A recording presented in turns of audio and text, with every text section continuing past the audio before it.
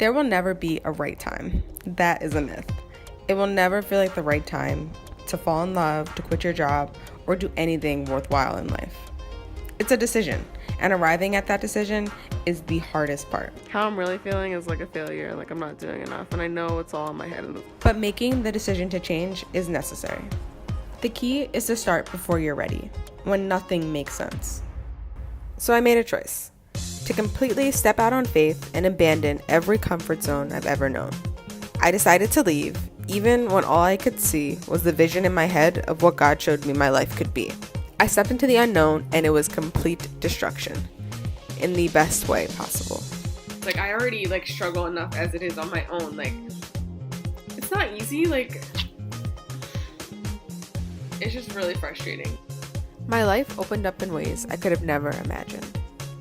My one decision completely changed the trajectory of my life. Picking up and moving to a foreign country where you don't speak the language is terrifying. I have never felt more unprepared and overwhelmed. I struggled and failed over and over again. But the person I've had to become in the process is the type of person I've always dreamed of being. I had to start even though I was terrified, and I didn't exactly know how it was all going to come together. I still went for it. I still gave it everything I had.